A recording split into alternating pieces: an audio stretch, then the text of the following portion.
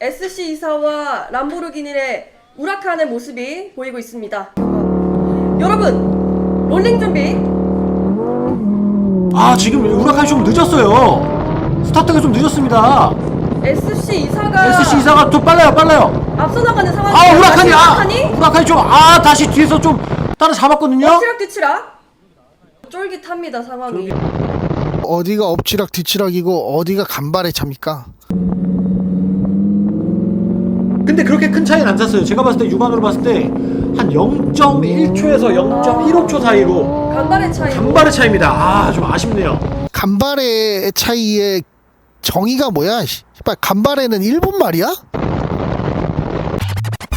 안녕하세요. 압구정 최골주입니다. 일단 이런 거지 같은 몰골로 영상에 나오게 된 거에 대해서 정말 죄송스럽게 생각을 하고요. 제가 지금 일이 너무 바빠가지고 이 영상을 빨리빨리 다뤘어야 되는데, 저도 이 부분에 대한 영상을 빨리 마무리를 지어야 다른 영상들도 많이 찍는데 너무 시간이 안 나가지고 조금 늦어지게 됐습니다. 그리고 제가 분석했던 자료들을 여러분들한테 객관적으로 전달을 해드리려면 아무래도 많은 공부를 진행한 뒤에 설명을 해드려야 하거든요. 그리고 지금 현재 제가 말씀드리는 부분이 정답일 수는 없습니다. 다만 그동안에 스피라에서 제공했던 자료들, 그리고 우라칸하고 그 드래그 레이싱을 진행하던 과정에서의 그런 엔진 트러블 관련된 부분에 대해서 저는 주어진 자료만 보고 판단을 할 수밖에 없거든요. 물론 뭐 설계적인 구조에 대한 제보를 받은 그런 사진들이나 기존에 어떠한 엔진이 들어갔는지, 기존에 어떠한 미션이 들어갔는지에 대한 부분에 대해서 이제 궁합적으로 따질 수밖에 없는 거거든요. 저는 스피라가 잘못되기를 바라지 않는 사람 중에 하나입니다. 지금 현재 많은 계약을 받았다라고 하는데 결국에는 2024년도에 세대 출고가 진행돼서 예약을 못 받는다는 그 글을 올린 지 6개월이 지났고 2024년도가 거의 다 끝나가는 시점에 디자인도 수정 작업 때문에 완료되지 못했고, 번호판에 대한 인증 작업도 진행되지 못했고, 스피라에서 신차 발표회를 준비할 때 내세웠던 세 가지의 원래의 모델, S모델, T모델, EX모델의 서킷에서도 과연 주행을 할 수 있는가에 대한 내구성도 검증되지 못한 상황에서 정말 스피라가 주장했던 대로 2024년도에 이미 S나 T나 EX 모델의 세대의 계약이 완료가 되었고, 그 후에 2025년, 2026년, 27년 순차적으로 출고해야 하는 의무를 가진 그 차량들의 계약자들이 피해를 볼까봐 영상을 올리는 거고요. 앞서 말씀드렸지만 저는 스피라를 정말 많이 응원하고 자료 조사를 하고 문제점들을 파악을 하면서 많은 해결책들을 제안을 했습니다. 그래서 저는 이제부터 영상의 방향을 좀 바꾸려고 합니다. 스피라 같은 경우에는 드래그 레이싱이 진행되는 동안에 라이브 방송이나 이런 변명이나 아니면 엔진에 대한 트러블, 뭐 타이어 뭐 이런 변명들 때문에 많은 질타를 받았지만 그 뒤에 큰 깨달음이 있었는지 많은 분들의 의견을 수용하고 있고 패배를 인정하고 해당 차량에 문제가 있다라는 글을 어제 직접적으로 올렸습니다. 이거는 어떻게 보면 어울림모터스에서 정말 이제 박동혁 대표님이 소비자의 눈높이에 맞춰서 소비자를 위해서 이 차량을 개발하려는 의지가 보인다라고 저는 칭찬하고 싶습니다. 어제자 그 스피라의 글을 보면은 드래그 레이싱이 있던 상황에서 이미 세팅했던 그 스피라 SC24의 EX 모델, 현대 스마트 스트림 2.5 터보 엔진의 습식 DCT 8단 미션을 조합해서 드래그에 나갈 차량을 급하게 만들었죠. 그 모델이 EX 모델입니다. 물론 처음 발표했던 공차 중량 1080km에서 차량의 디자인 수정이나 뭐 뼈대 수정이나 이런 것들이 있었는지 모르겠지만 1300km로 거의 200 몇십 킬로의 차이가 나는 무게로 드래그 레이싱이 나왔고, 처음에 제가 알기로는 300마력 전후에 스피라 크레지트 24S 모델로 경주를 하려고 하였다가 뭐 자신이 있었을 수도 있고 뭐 EX 모델에 대한 개발이 진행됐을 수도 있죠. EX 모델로 모델을 바꿔서 참여를 했는데요. 스피라가 올린 그 다이나모 표를 보면요, 한 4번에서 5번? 제가 볼 때는 한 4개, 5개가 겹쳐 있는 것 같아요. 그 테스트한 그 정말 흐릿해서 잘 안 보이는데 파악해본 결과 최대 마력은 515마력까지 끌어올렸던 걸로 보입니다. 그래서 실질적으로 우라칸과의 드래그 레이싱에 대한 그 차량은 EX 모델이 출전을 했지만 본래 스피라가 이야기했던 공차 중량 1080km에서 200 몇십 킬로가 증량된 상태였고, 2.5 터보 엔진의 뭐 터보 강화나 미션에 대한 강화는 없이 515마력의 수치를 맞춰서 나갔던 걸로 생각을 합니다. 제가 우라칸 경기를 보기 전에 저는 이렇게 생각했습니다. 스피라가 S 모델에서 EX 모델, 그러니까 고성능 모델로 드래그 레이싱을 치른다고 했을 때, EX 모델의 공체 중량이 1080kg밖에 안 되네? 근데 마력은 508마력이래. 그러면 우리가 붙었던 우라칸하고 뭐 610마력이긴 하지만 약 100마력의 차이가 나는데, 근데 공차 중량이 1080kg면 이거는 이론적으로 스피라가 이길 수밖에 없겠다. 차량이 문제가 안 되고 이 정도 세팅이 되어 있다면 스피라가 이기는 것을 생각을 했습니다. 우리 그 스피라 어울리 모터스도 그렇게 생각을 했을 거예요. 우리가 S 모델로 그 얘기를 했지만 EX 모델까지 개발할 여력이 되니까 EX 모델까지 개발을 하고 출력을 올리고 공차 중량을 그대로 맞춰서 드래그 레이싱을 나가면 우리가 이긴 거는 당연한 거다. 만약에 우리가 우라칸을 이기면 엄청난 반전이, 그리고 회사에 회생 기회가 올 것이다 라고 생각을 하고 이렇게 도전한 겁니다, 이거는. 그래서 그 도전 전신에는 너무 큰 정말 관심과 위로를 보내드리겠고요. 어차피 졌으니까 진 부분에 대해서 이제 회사가 어떻게 이끌어 나가야 되는지, 회사가 어떻게 해야 되는지를 그 영상까지도 제가 담아보도록 하겠습니다. 저는 스피라를 사려고자 하는, 스피라를 살 수 있는, 스피라를 정말 소비할 수 있는 정말 근거리에 있는 소비자이기 때문에 제 의견과 여러 가지 전문가들의 의견을 받아들여가지고 회사의 운영 방침과 마케팅 방식만 쭉 바꾸신다면 정말 스피라가 박살낼 의도가 없고 회사를 이끌어 나가고 자동차에 대해서 열정이 엄청나다라고 한다면 이 방향성을 따르면 많은 투자도 받게 될 것이고 계약도 받게 될 거라고 저는 믿어 의심치 않습니다. 제가 이런 말은 좀 하기 싫지만 실질적으로 이 말씀을 드려야 되겠습니다. 일단 이 자료를 조사하는데 큰 도움을 준 정보를 전달해 주신 배우 토스카님의 자료를 많이 참고를 했고요. 여러 유튜버들의 이제 토크와 마력과 이제 스마트 스트림 현대 엔진에 대한 그런 영상 자료에 도움을 주신 여러 유튜버 분들께 정말 감사의 인사를 드리겠습니다. 팩트만 꼽겠습니다. 일단 스피라는 도전 정신은 너무 좋았다. 6개월 전에 그 도전 정신을 나타낼 때는 우리가 EX 모델의 재원대로 나가면 우라칸 모델은 충분히 이길 수 있는데? 라는 생각이 분명히 있었을 거예요. 이거는 소비자를 속일 의도는 없었다라고 생각을 합니다. 정말 EX 모델 그대로, 이 스펙 그대로 드래그 레이싱을 나갔다면 스피라가 이겼을 것을 저는 자신을 합니다. 그런데 개발의 과정에서 문제가 생긴 거죠, 어떻게 보면은. 그리고 스피라는 어떻게든 소비자들한테 약속을 지키기 위해서 무리해서 차량을 만들었다. 악랄하게 얘기하자면 뭔가 이 이벤트 쇼를 위한 밑바탕은 있었고 자신감은 있었지만 개발하는 과정에서 삐걱거려서 결국에는 이벤트 쇼만을 위한 일회용 차를, 내구성이 없는 일회용 차를 만들었는데 그마저 드래그 레이싱 대회도 버티지 못했다. 그래서 결국에는 약간의 광대 노릇이 됐다. 비웃음거리가 됐다. 많은 사람들에게 그러면 그렇지라는 인식이 더 박히는 엄청나게 실패하는 마케팅의 요소가 됐다라고 생각을 합니다. 거기에 플러스 말도 안 되는 아나운서와 레이서를 데려다가 해설과 아나운서를 시켰지만 정말 변호사를 모셔놓은 것과 같은 그러한 상황이 발생했기 때문에 사람들은 과정을 보지 않습니다. 과정을 보지 않고 거의 결과만 보죠. 결과만 봤을 때는 지금껏 해왔던 그런 어리석은 행동과 그런 이제 드래그 레이싱 일회용만을 위한 그 무리한 자동차의 개발, 그리고 본인들의 생각보다 많이 비껴나간 EX 모델의 짜맞추기식 이런 재원이 우라칸한테 크게 패배하는 요인이 됐다고 생각하고요. 물론 세상을 살다 보면 질 수도 있고 이길 수도 있습니다. 큰 문제는 뭐냐면 그동안 너무 우리가 우라칸을 이길 거라는 자신감을 가지고 사람들에게 마케팅을 해왔다는 거예요. 우라칸하고 붙어서 질 수 있습니다. 그 밑에 모델, 우라칸 말고도 다른 모델들하고 붙어서 질 수 있습니다. 현대 N라인드 차량들을 차근차근 거쳐오면서 스펙업을 하는 모습, 그리고 실질적으로 어느 정도 안정화되게끔 개발이 된 2.5 터보의 330마력, 무리가 없죠. 세팅만 제대로 했다면 무리가 없는 엔진과 미션의 조합입니다.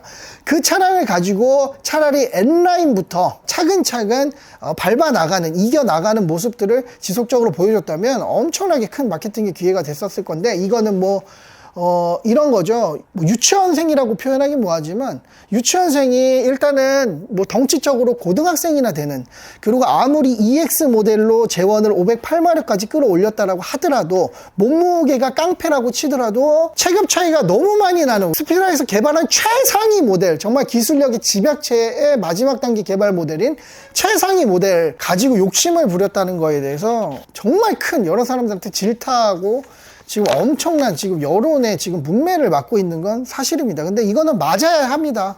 맞아야 성장을 하는 거고요. 그런데 지금이라도 압구정시골치가 그동안 조언했던 마케팅 쪽이나 기술 쪽, 그리고 여러 공학 박사님들이 조언하는 부분에 대해서 차근차근 밟아 나가서 어떻게 보면은 지금 차의 껍데기나 아니면 지금 굴러갈 수 있는 거는 완성이 된 거 아닙니까? 그러면 빨리 아래급 모델이라도 안정적인 모델을 선보여가지고 빨리 인증을 받아가지고 차량의 계약을 받아서 아래 모델부터, 우리가 안정적인 모델부터 팔릴 수 있는 차량들부터 팔아 나가는 게 가장 중요하지 않겠나 라고 생각을 합니다. 일단은 저는 크레지트 24하고 경쟁 모델이라고 하긴 뭐하지만 비슷한 그 시기에 비슷한 길을 걸었던 자동차 모델을 제시를 하려고 합니다. 그게 로터스의 에미라라는 차량인데요.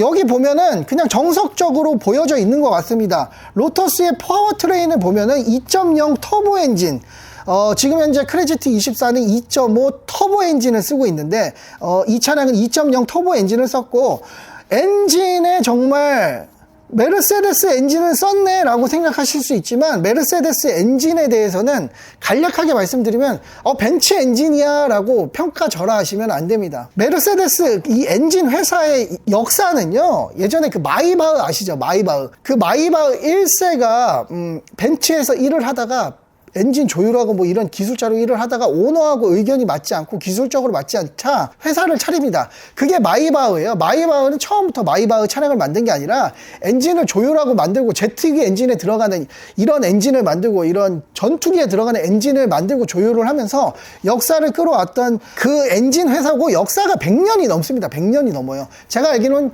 1919년에 만들어진 걸로 알고 있고, 그 다음에 그 비넬름 마이바흐인가? 그 마이바흐 2세가 회사를 운영을 하다가 힘들어서 다시 메르세데스 벤츠 회사의 엔진 회사를 인수합병하게 되는 그런 절차를 밟아가지고, 메르세데스 벤츠의 엔진은 정말 엄청난 내구성과 엄청난 그 파워와 엄청난 세팅력을 보여줍니다. 근데 여기 보시면 2.0 터보 모델에 2.0 직렬 4기통 i4의 엔진을 썼죠. 그 다음에 싱글 터보, 여기서도 배기량이 1991cc, 그런데 최고 마력은 로터스임에도 불구하고 364마력으로 세팅을 했습니다. 최대 토크는 43.9를 세팅을 하게 돼요. 그러고 나서 변속기에 벤츠의 엔진하고 궁합이 맞는 메르세데스의 듀얼 클러치 변속기 8단 변속기를 채택을 함으로써 엔진과 미션의 궁합을 최대화시켰어요. 근데도 여기는 뭐 물론 배기량 차이가 500cc 정도의 차이가 있지만 최고 출력을 364마력으로 맞췄다고요. 토크도 43토크로 맞췄다고요.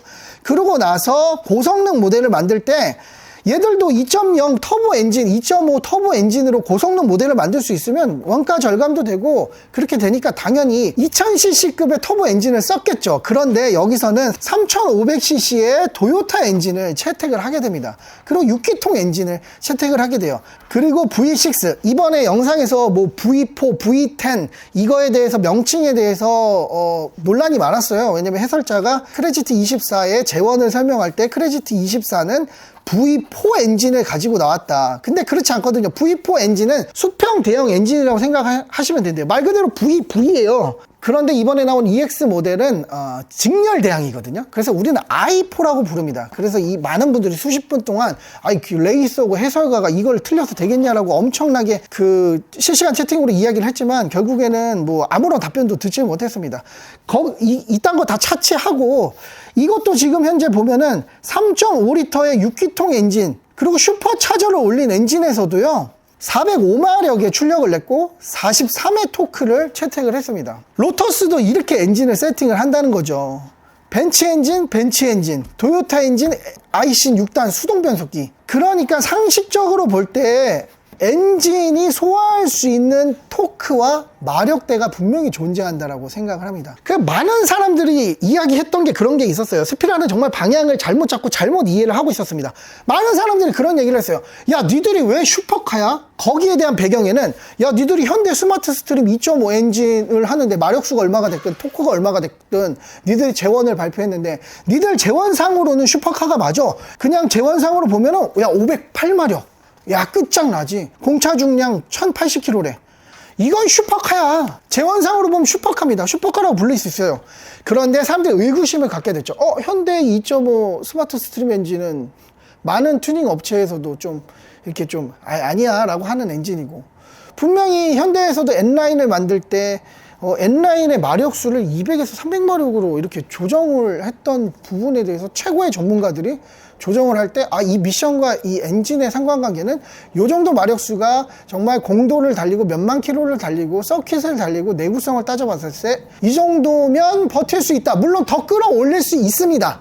더 끌어올릴 수 있는데 분명히 한계치가 존재를 한다. 그리고 특히나 소나타 N라인, 뭐 산타페 2.5 터보, 뭐 2.2 디젤, 소렌토 2.5 터보, 2.2 디젤 막 이 엔진 들어간 차량들이 전반적으로 다 리콜을 시행했을 정도로 어느 정도 좀 내구성에 문제가 있는 엔진이다. 좋은 엔진이긴 분명하지만, 근데 니들이 왜 이 엔진을 가지고 그 마력수를 끌어내지 못할 것 같은데 결과가 뻔히 보이는데 니들 왜 슈퍼카라고 불러? 우리 지금 소비자 입장은 있잖아. 니들이 이거 만들어낸 것도 대단해. 껍데기만 만들어낸 것도 대단한데 거기에 또 여러 가지 라인업이 있지만 300마력을 내는 차량도 있고 400마력을 내는 차량도 있고 믿기진 않지만 508마력까지 끌어올린대. 그때 당시에 신차 발표하기 전에 엄청난 응원과 정말 대단하다라는 얘기가 많았습니다.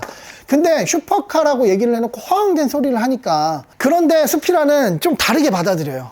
야, 충분히 우리 소나타, 충분히 우리 현대 엔진의 2.5에다가 우리가 충분히 508마력까지 끌어올릴 수 있는데 니들이 왜 그래? 현대 엔진 쓰면은 슈퍼카라고 못 불러? 이렇게 생각을 하게 돼요. 근데 소비자들의 입장은 그게 아니었거든요. 야, 그 엔진으로는 여러 공학 박사님들이나 아니면 뭐 현대 측의 입장은 모르겠지만 리콜을 실행하고 막 이런 것들을 봐서는 어느 정도 한계성이 있어. 그래서 니들이 실현 가능한 마력과 토크가 이 정도인데 슈퍼카라고 부르지 말고 그냥 한 단계 낮춰서 스포츠카라고 불러도 너희들한테 열광하고 살 사람이 있을 거야 라는 조언들을 굉장히 많이 하는데, 이게 그렇습니다. 기업의 오너가 한 군데에 꽂히면 이래요. 예전에 우라칸을 이겼었던 그 영광, 그리고 스피라가 성공적으로 런칭을 해서 판매 대수를 기록했던 그 영광, 그런데 10수년이 지난 지금의 소비자들한테 그 영광을 위해서 회사의 방향을 우리는 슈퍼카를 만들어야 돼 라는 방향으로만 가고 있으니까 계속 실망감만 주는 겁니다. 그냥 우리는 이 정도 차량의 국산 스포츠카 혹은 우리가 업그레이드까지 더 해가지고 이런 그 제한된 방식의 슈퍼카를 내놓을 수 있는 그 과정을 보여준다면, 예전에 투스카니하고 티브론 터뷸런스, 더 나아가서 티브론 팔렸듯이 엄청난 판매량을 기록할 수도 있어요. 정말 공장이 정말 이 생산 물량을 찍어내지 못해서 더 확장을 하고 정말 투자를 하고 많은 차량들이 계속 지속적으로 생산이 돼서 유지돼서 그 단계를 밟아서 스포츠카, 그 다음에 뭐 슈퍼카, 뭐 하이퍼카 이런 방향으로 나갔어도 충분했을 거라고 생각을 합니다. 그래서 얼리 모터스는 지금이라도 그러한 그 방향을 깨닫고요. 그런 방향에 대해서 약간의 그 희망이 보이는 게 뭐냐면, 압구정 시골지가 2023년 6월 달에 스피라가 신차 발표를 할 때 고성능 모델들만 발표를 했습니다. S모델, T모델, EX 모델만 발표를 했고, 차량이 인증이 되지도 않는 상태에서 내구성이 확실히 증명도 되지 않는 상태에서 양산 체계가 과연 가능할까라는 그런 의구심을 안고 계약 금액을 전액을 받아야지만 그 계약 금액을 많이 내는 순서에 대해서 차량을 준다라는 부분에 대해서 엄청나게 큰 질타를 받았고, 그 질타를 받는 과정에서 스피라는 정말 지금 현재의 스피라 1의 기술력만으로도 충분히 지금 현재 만들어낼 수 있는 DS 모델, NS 모델을 발표를 했어요. 약간 다운그레이드, 그러니까 스포츠카라고 불릴 수 있는 모델들을 발표를 하면서 많은 사람들이 그 성능과 가격을 보고 열광을 했었죠. 근데 스피라는 그 기회도 놓쳐버립니다. 슈퍼카를 만들어야 된다는, 우리는 하이퍼카, 슈퍼카를 따라잡아야 된다는 그 욕심 때문에 그 기회를 놓쳐버리고 말아요. 뭐 판매 대수가 얼마나 되는지는 모르겠지만 스피라는 지금 현재 그러한 이벤트들을 하고 슈퍼카들을 붙을 게 아니라 가장 하위 모델부터 안정적인 내구성과 디자인을 완료를 시키고, 너무 웃기지 않습니까? 신차 발표회까지 했던 그 차량이 드래그 레이싱을 나올 때는요 크레지트 25 신모델도 아니고, 어떻게 사이드 미러도 없고요, 안에 있는 그 계기판, 유온 뭐 이런 것들도 작동이 다 되지가 않고, 또 에어로 다이나믹은 좀 문제가 있었는지 윙도 띄워버리고요, 엔진을 또 무리하게 튜닝을 하고 조져놨는지 알루미늄 커버로 이렇게 바꾸고, 그 다음에 원래 디자인도 발표를 했던 거에 대해서 위장막을 왜 씌웁니까? 그런 계약과 신차 발표를 하지 말았어야죠. 그게 더 웃긴 꼴이라는 거예요, 제 말은. 그래서 제가 말씀을 드리는데, 저는 방향성을 이렇게 잡아야 된다고 생각합니다. 스피라가 지금 현재 슈퍼카가 아닌 스포츠카를 판매를 한다고 해도 욕할 사람 전혀 없어요. 그러니까 예전에 발표했던 깜짝 모델인 다운그레이드 된 스피라 크레지티 24 DS 모델 NS 모델을 먼저 개발을 진행을 하셔가지고요, 스마트 스트림 2.5 엔진에 무리가 가지 않는 엔진 세팅, 300에서 350마력 정도의 마력수, 그리고 정말 합리적인 그 가격대로 인증을 먼저 받으셔가지고, 혹은 서킷용 차량의 주문을 받으셔가지고 개발을 진행을 하면서 자금력이 확보됐을 때 조금 더 높은 엔진, 조금 더 뭐 좋은 엔진, 금액이 조금 더 올라가더라도 그런 엔진들을 개발을 해서 그때부터 정말 동일한 차량들, 동일한 그 라인업대의 차량들과 대결을 펼치면서 우승하거나 간발의 차로 지는 모습을 보여준다면 스피라는 충분히 일어날 수 있다라고 조언을 감히 하겠습니다, 제가. 그런데 제가 잘못한 건 잘못했다라고 하고 못됐는 건 못됐다라고 얘기를 해야죠. 제가 가지고 있는 자료들은 굉장히 미비하지만 스피라에서 2024년 11월 10일 날 다이나모 테스트 그래프를 공개를 했습니다. 이게 해상도가 너무 좋지 않아서 가독성이 많이 좋지 않은데, 일단은 뭐 대략적으로 봤을 때는 지금 보여드리는 표에 이렇게 보게 된다면 이쪽은 마력으로 생각이 되고요, 밑에는 RPM 또는 스피드, 그 다음에 이쪽은 토크로 생각이 됩니다. 이 옆에 부분이 다 잘렸기 때문에 밑에 부분에 보면은 뭐 소수점으로 표시된 거 보니까 이건 RPM 같고요, 밑에 부분은.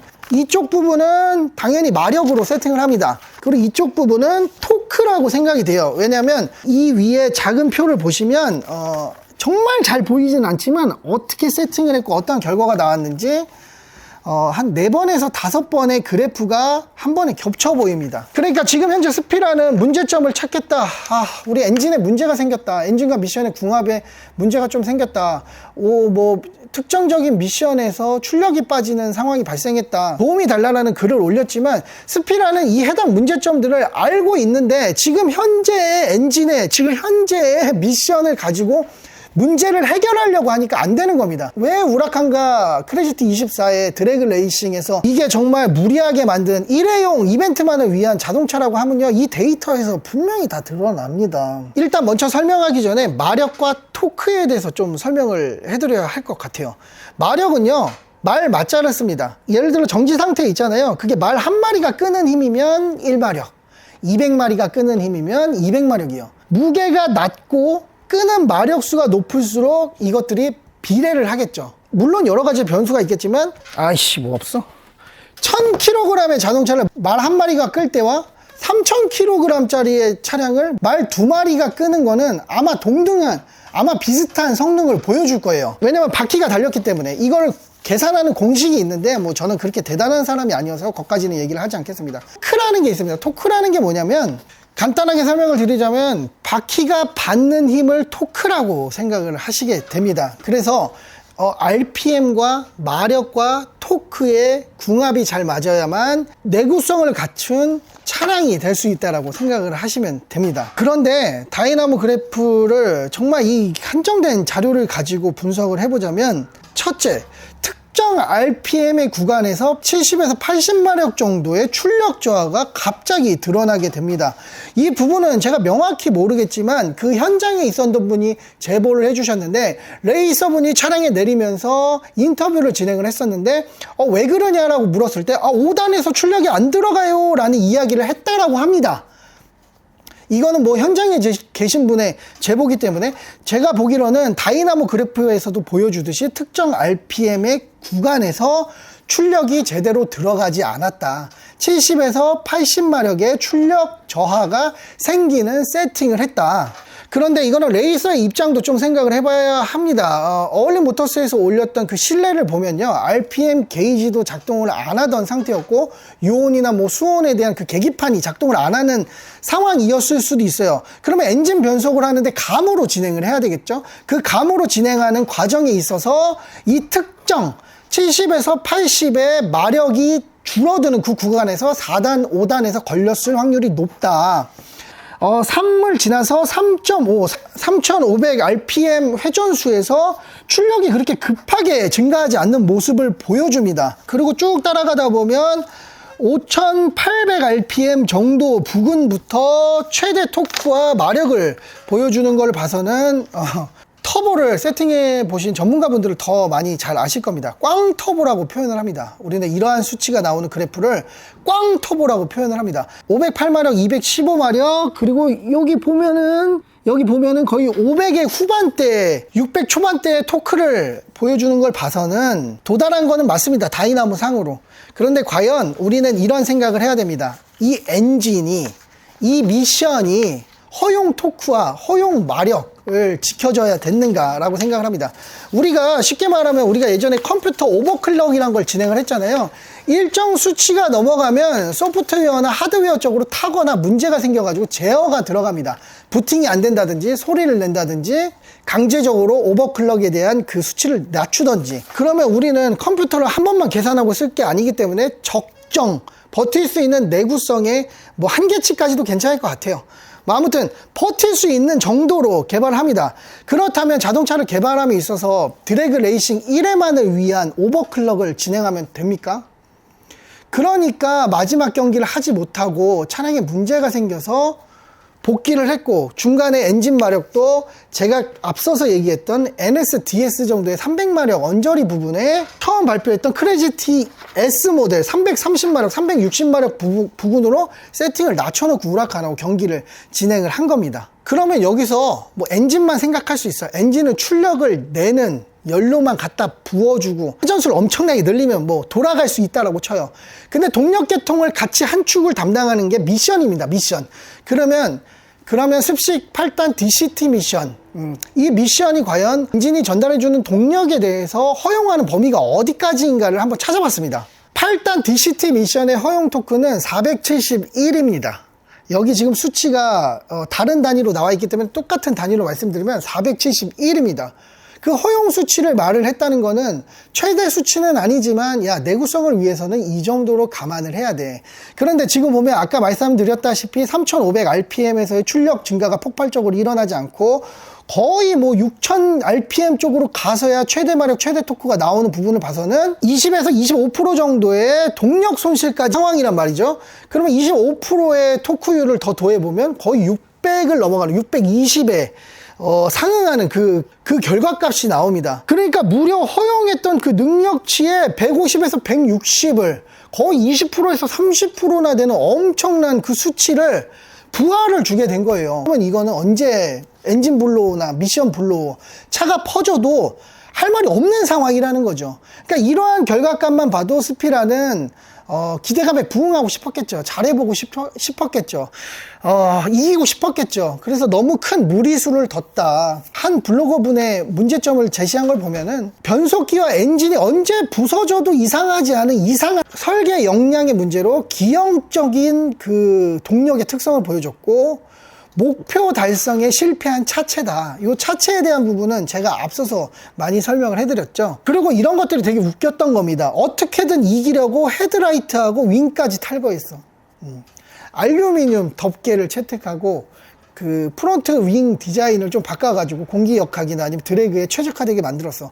이런 것들이 이겼다면 야, 스피라가 이 정도 노력까지 해가지고 잘 싸웠다. 젖잘싸 이랬다지만 졌기 때문에 이러한 것들도 억측이면 억측이지만 이런 말들이 나오는 거예요. 그리고 신차 발표회까지 진행을 하고 디자인까지 발표한 차량이 위장막하고 그리고 뭐 헤드라이트, 윙, 사이드 미러를 탈거하면서까지 뭐 디자인을 변경하기 위해서 그랬다라는 변명이 말이 됩니까? 그 다음에 뭐 현장의 상황에 차 안을 들여다보진 못했지만 그 상황을 종합해보고 목격했던 분들의 증언에 의하면 안에 있는 계기판이 작동을 하지 않았다.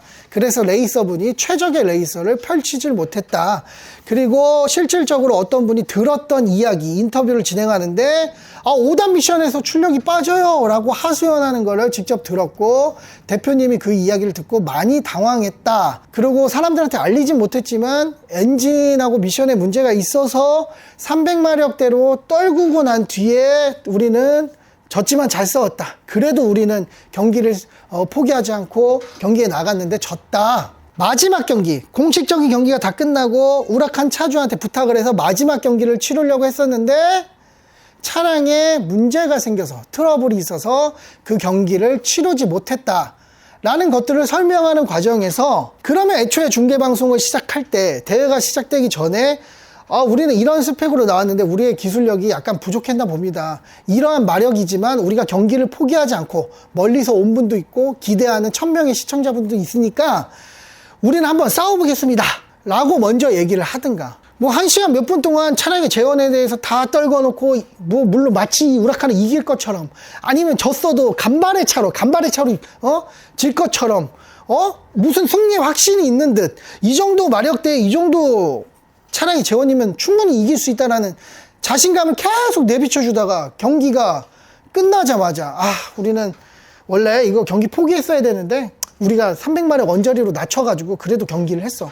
그리고 우리가 마지막 경기 하려고 그랬었는데 뭐 차에 문제가 있어서 그랬어. 미리 설명을 했다면 미리 인실 짓고 이러한 부족한 점에 대해서 이야기를 했다면 많은 사람들이 잘못을 인정하고 좋은 방향으로 나아가려고 하나 보다. 경기를 포기하려고 했었는데 많은 사람들이 기대를 갖고 있었기 때문에 원래 싸우려 했던 재원에 비슷한 크레지트 24 S 모델 가지고 붙었구나. 아니면 애초에 EX 모델에 대한 재원을 끌어내거나 내구성을 증명하지 못할 것 같으면 뭐 재원 차이가 이렇게 많은 원래 붙으려고 했던 크레지트 24 S 모델을 출전시킵니다 라고 하면 되지 왜 갑자기 또 S 모델에서 EX 모델로 바꿔가지고 이런 질타를 안 받아도 되는 질타를 받냐고요. 그러고 나서 변명을 하지 않겠다라고 해놓고선 변명은 변명대로 존나게 하고 진 거는 또 진 거대로 엄청나게 대중들의 질타를 받고 해설진하고 아나운서는 아나운서대로 헛소리만 픽픽 하다가 사람들 혈압이나 올리고 그러니까 이 복합적인 부분들이 이겼으면 또이또이가 됐을지 몰라도 졌기 때문에 이러한 상황이 발생을 한 겁니다. 그리고 뭐 모르겠어요. 사실 그 경기가 있을 때 우라칸 차주한테 직접적으로 얘기를 듣진 못했지만 우라칸 차주 지인한테 얘기를 듣기로는 뭐 여러 가지 뭐 암묵적인 부분이 있었다라고 하는데 이 부분은 제가 사실 확인이 됐지 않았기 때문에 뭐 별다르게 뭐 언급을 하진 않겠습니다. 일단은 저는 이렇게 얘기를 하고 싶습니다. 팩트만 설명을 해드리자면 뭔가 사람들의 기대감과 마케팅에 치우쳐서 일회성 그 레이싱을 위한 일회성 드래그를 위한 차량을 급급하게 내놔서 뭐 정확히는 모르겠지만 뭐 차량에 문제가 있어서 경기를 제대로 치르지도 못했다. 일회용 차 한방 세팅된 차량으로 경기를 치렀다. 안 하니만 못한 상황이 돼버렸다 라고 말씀을 드리고 싶고요. 이 문제점은요 제가 현대 엔진을 무시하는 게 아닙니다. 제가 볼 때는 스피라의 NS 모델, DS 모델, S 모델 정도까지는 스마트 스트림 2.5 터보 엔진으로 충분히 커버가 가능하다고 생각을 합니다. 제가 볼 때는 DS, NS, S 모델부터 계약을 받아서 인증을 받아서 내구성을 확보해서 양산을 진행해 가지고 차량을 판매를 먼저 실행하시길 바라겠고요. 그 뒤에 자금력과 그리고 그 뒤에 소비를 발생할 수 있는 그 맹신도들을 바탕으로 T 모델과 EX 모델을 다른 엔진으로 물론 뭐 단가가 올라가겠지만 다른 엔진으로 세팅을 해서 개발을 해서 출시를 해 나가는 방향이 최대의 방향이라고 생각을 합니다. 그리고 마케팅도 제가 볼 땐 이래요. 스피라는 한 번 쳐 두들겨 맞으면 마케팅이 제자리로 돌아와. 이게 두 번이나 이게 설명이 됩니다. 첫 번째 뭐였어요? 그 계약 방식의 발표를 했을 때 여론의 문매를 뒤지게 쳐 맞았을 때 그때 심각성 모르고 꼴값들 떨다가 계속 지들 마케팅 방향 잘못되게 진행을 하고 사람들 차단하고 변명하고 무슨 뭐 차를 사지도 못하는 사람 취급하면서 많은 사람들을 무시하고 깎아내리면서 우리는 우리 길을 가겠다라고 하다가 여론이 개 박살나니까 이제부터는 마케팅 팀에 정식적으로 맡기겠습니다라고 해가지고 잘 흘러간 걸로 보입니다. 근데 저는 알아요. 그걸 마케팅 팀에서 안 맡고 대표님이 일시적으로 변화가 돼서 그렇게 마케팅을 하신 걸로 제가 알고 있습니다. 그러다가 또 그 버릇이 다시 도져가지고요. 무라카네 경기가 있을 때까지 아주 자신만만합니다. 예? 다시 돌아왔어요. 그 마케팅 방법을 고수하다가 우라칸한테 쳐발리고 여론이 개 박살나니까 지금 일일이 리플에다가 열심히 하겠습니다. 다시 하겠습니다. 우리가 잘못된 부분 인실짓고 했습니다. 우리 차량에 문제가 있습니다. 도와주십시오. 이렇게 또 바꿔가지고 바짝 엎드려가지고 다시 또 여론을 끌어올리잖아요. 왜 코인이야? 씨발 코인이냐고. 야 여기서 있잖아. 끌어올렸으면 여기서 횡보라도 하든가 여기서 끌어올렸으면 횡보라도 하든가 개 박살내가지고 이렇게 내려갔다가 다시 또 잘하겠습니다 올라가고 횡보하고 그러니까 최고점을 못 찍는 겁니다. 계속 문제가 되는 거고요. 제 말을 꼭 이해를 하셨으면 좋겠다라고 생각합니다. 저는 앞으로 올리는 영상도요 스피라를 까거나 무시하거나 박살내질 않을 거예요. 저는 스피라가 성공해서 차량을 양산해서 정말 많은 분들에게 이 대한민국 정말 스포츠카만 만들어도 자존심이죠. 엄청난 겁니다 진짜. 그리고 많은 수제자동차 회사들이 엎질러지고 박살나고 양산품도 못 내놓고 있는 마당에 여기까지 왔다는 것도 저는 스피라한테 엄청난 박수를 보내고 싶습니다. 당신들은 지금 밑밥을 너무 잘 깔아놨어요. 제가 볼 때는 방향만 좀 바꾸면 투자 받기도 쉽고 계약을 받기도 쉽고 뭔가를 보여주면 그 계약금이 들어와서 그 계약금을 바탕으로 혹은 투자를 바탕으로 충분히 대중들의 의견과 정말 소비할 수 있는 파워를 발생하는 그 소비자들에 대해서 마케팅만 잘하면 그 계약금을 바탕으로 그 차량을 만들면서 기술 개발하면서 슈퍼카, 하이퍼카도 만들 수 있는 기업이라고 생각을 합니다. 옛날에 과오, 옛날에 범죄행위 이런 건 얘기하지 않겠습니다. 죗값을 다 치르시고 나왔기 때문에 저는 그건 문제가 없다라고 생각을 해요. 그런데 똑같은 전철을 밟으시게 된다면 대한민국 자동차 문화는 뒤로 갈 것이고 그 누구도 수제 자동차를 만들어서 새로운 시도를 하려는 노력을 하는 사람들이 선생님에 의해서 투자길이 막히고 대중들한테 비난을 받고 외면을 받아가지고 제2의 스피라, 제3의 스피라, 제4의 스피라가 아예 시도조차 못할 거란 말이에요. 그러니까 답답한 겁니다. 제발 대표님 이제라도 방향성을 잘 잡으시고 제가 얘기했던 것들이 많은 사람들의 소비에 의한 소비자에 의한 의견이거든요. 우리 스피라 슈퍼카 만든다라고 했다가 스포츠카 모델부터 만들어도 욕하지 않습니다. 그 정도 디자인에 이 정도 스펙에 이 정도 가격은요 엄청난 메리트예요. 오히려 조금 더 올려도 구매할 거라는 사람들이 많습니다. 그러니까 차근차근 다시 잘 해 나가실 거라고 믿습니다.